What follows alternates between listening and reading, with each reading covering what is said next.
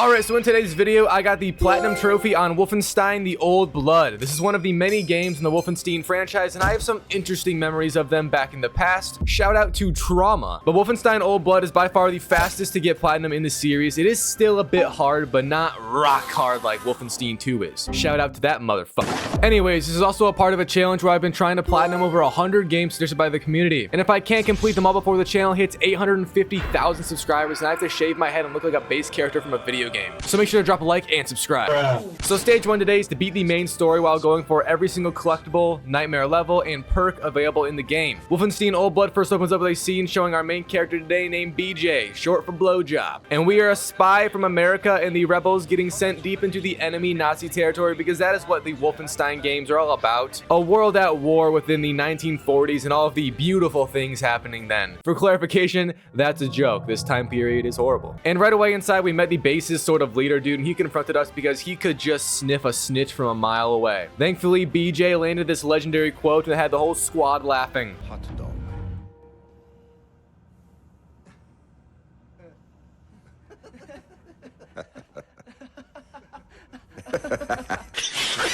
We then took the elevator down into the base, and I also found the very first nightmare level of the game. There was one of these on every single chapter, and they are a flashback to the original Wolfenstein 3D games. Also, for some reason, they low-key gave me motion sickness. I don't know what was going on, but I did not enjoy these. Both for that fact, but also because they are kind of boring. I mean, you literally are just trying to find the exit, and that's about as deep as the lore goes. So it's a lot like a Ubisoft title, to be honest. But every time you finish one of them, you get a trophy, so that makes it somewhat worth it. Me and the brother then took the little lift up to the real Fat Boy base, and it was very scenic. I can't believe these people want to ruin the world with such a nice view surrounding them. Like, this is behavior I would expect from people in Detroit, but that's another story. And once we reached this base, I got a trophy from finishing the prologue, which is what we just did. So then we began chapter 1, and it started off with us undercover, even being respected by the soldiers here. However, that would end once I started to grab them and absorb their souls into my own through swift executions. I then took a killing break because I got overstimulated with the sheer amount of loot in this room. And I grabbed so many health pouches that I actually unlocked the health upgrade 1 perk and got a trophy. We also then called some guy on this radio, and I guess the Nazis are against telecommunication because that really angered them, and I was forced to dual wield assault rifles to really show them who's got the biggest lizard in the room. After that, our boy vented like it's Among Us, and we stupidly followed the idiot through it, which led us to fall right into the laps of the enemy leaders. A scene then played with us being dragged away to the pits and thrown into the pits. Also, that was apparently still a part of the prologue. My apologies. I think. I'm not sure. This game organizes chapters very oddly.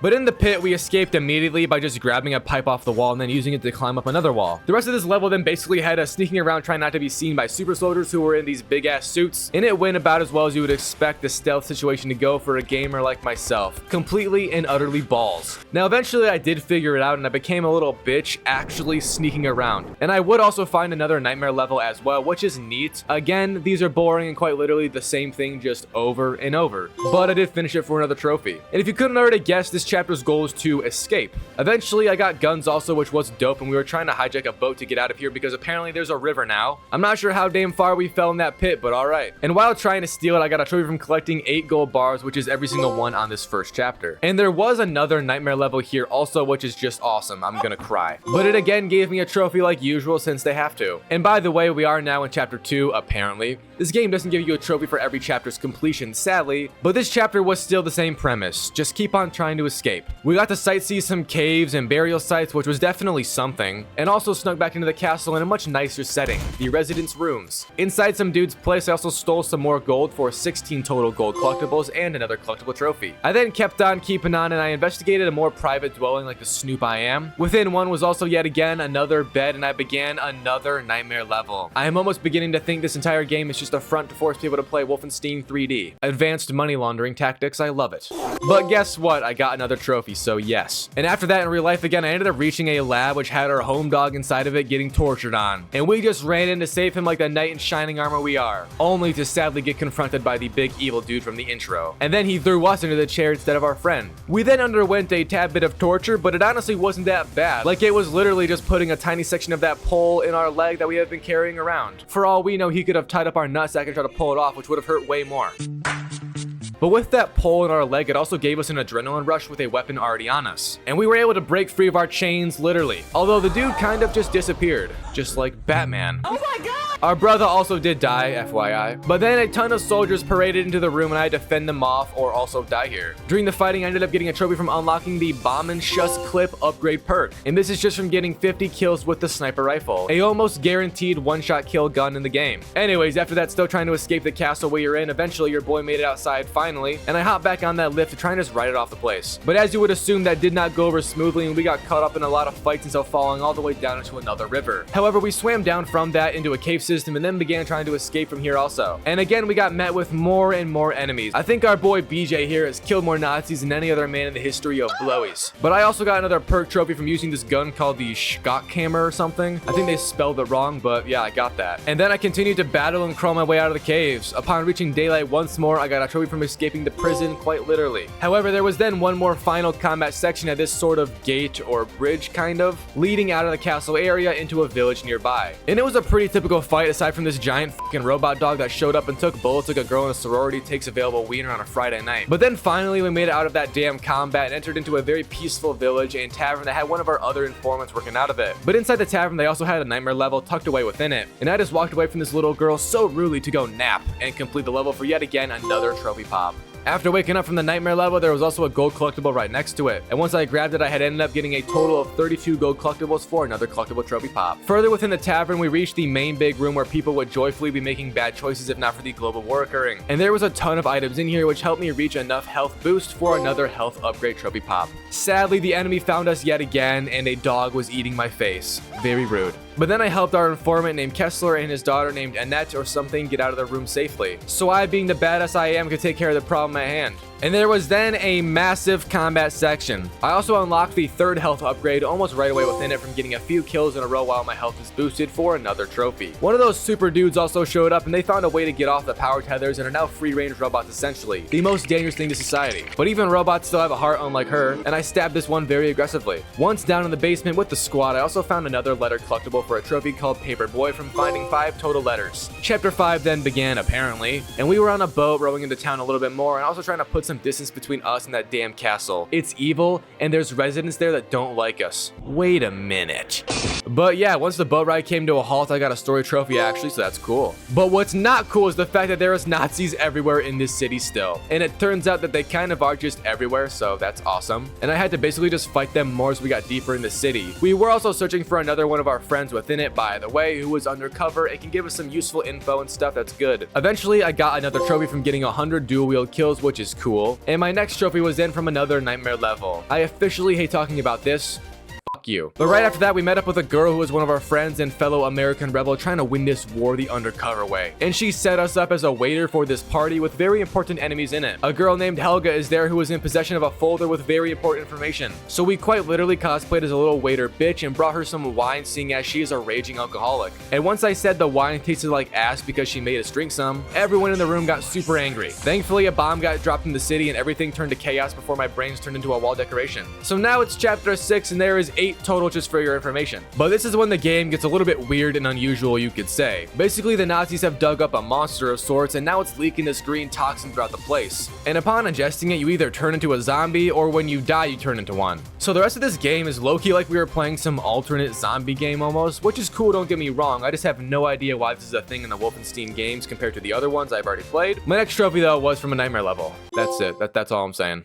Anyways, on the combat section next, I got this sawed-off shotgun, which is pretty cool, and also only had 2 shots, which made getting the reload mash perk very easy, because it requires you to get 20 kills with 1 bullet remaining in the clip. And the shotgun only had 2, so I didn't have to waste too much ammo and got that right here. And at one point in chapter 6, after a lot more Nazi enemy encounters, you climb this wall, and if you go left, you can save the girl from earlier, but if you go right, you can save our boy from earlier. And as you all know, bros before hoes, so I saved a Chad named Kessler and got that trophy. Chapter 6 then ended with us basically just swimming away and into a giant robot suit, beginning chapter 7 with us inside of it. This chapter is called Old Town and it had us inside of an old town. Yes, I know, I explain these things with great detail. But it basically just had a load of those zombie creations all over the place and it consisted primarily of combat. Yet again, there was another dumb nightmare level in it which I did complete for another trophy pop. But right after I left it, there was a swarm of enemies in front of me and I took this as the perfect opportunity to get a triple kill with a grenade. So that's exactly what I did and I unlocked that perk and trophy as well. The level then literally just had more fighting until reaching its ending with us using the robot to climb into the next level being chapter 8, the dig dig site. And this is the final level of the game. It entirely just consisted of a little fighting section in the beginning, and you don't even have to do all of this fighting, but we were just trying to reach a door across the way to enter the final areas of the game, leading into the boss room. However, on the way, I did get a lot of trophies, seeing as this is the ending of the game and collectible grabbing. The first one I got was the all letters collectible right here called Postman. And then I got a trophy from killing 50 enemies with cover, which is very easy to do. I also completed the final nightmare level finally and got that level's trophy with the all nightmare level completion trophy as well. And in the room right before the boss room, I got the last gold collectible for the all gold trophy pop, finishing off the collectibles for today. I then entered the boss room and I had Helga and this scientist dude gloating about their creation or abomination that they have awakened. That is until it snaps and kind of just takes them both out of the picture, leaving me in solitude having to fight it. And at first I had no idea how this boss fight works, so I kind of just failed, mostly because I was unaware that its only hitbox was his mouth, meaning that quite literally anything and everything you do to him outside of mouth damage means nothing. And I did die. One day I won't fail in the easiest difficulty of a game, and until that day, I repent for my sins. But on my next try, I did manage to take out the boss because I learned from my mistakes, and to end off the game, you then go take out Helga, who was just sitting in pain nearby. So I bonked her on the head with a pipe. Now that's a crazy gravestone. Death by pipe. I then picked up the folder we have been after, and we see an ending cutscene showing us giving it to the team. And it had some future Wolfenstein game members in it, and then the all-out invasion occurred, with that final story trophy popping right here within the credits. So now it's time for stage 2 of the Platinum, which is a classic cleanup of a few trophies that aren't that hard to do, and numerous perk grinding because I was missing quite a few of those sadly. The first perk I did was the armor upgrade one from grabbing 100 enemy helmets throughout the game, which add 5 armor every time, and they usually come off once you eliminate someone. And then I actually decided to go for the hardest difficulty trophy next from beating the game on the hardest difficulty. But like some other Wolfenstein games, you can just throw it on the hardest difficulty and then replay the last level to pop the trophy. It's a bit of a cheese, but also still hard because it's the boss fight level. And I did die a few times, although you can do it fairly easy once you recognize the boss's patterns and all that. And once I beat it on the hardest difficulty, I got 2 trophy pops actually, which is pretty cool. After that, I then replayed chapter 6 to save Annette instead of Kessler like I did in my main playthrough. It functioned near identical with us just going left this time, so here's that. Next, I went back to perk grinding because that's the main thing I was supposed to be doing in this stage, but I ended up checkpoint farming stealth kills on commanders during chapter 8's intro because you can pop a dude right away and then just reset over and over. And I think it was only 25 total, so I got that trophy pop right here. I then ended up getting 50 kills with this rocket launcher pistol thing that I'm not even gonna attempt to say, but it was just at a random level I thought would be good for other trophies and ended up not being, so I am sad. After that, I bonked 10 zombie dudes in the head for a perk that I am shocked I didn't get naturally. Shout out to Head for real. And then I did begin to look up a few of these last few perks because some are just kind of stupid how hard they are to get. One of those was armor upgrade 2, because you need to have a total of 200 armor on your person. But this is overcharged, meaning it drains drastically upon going over 100.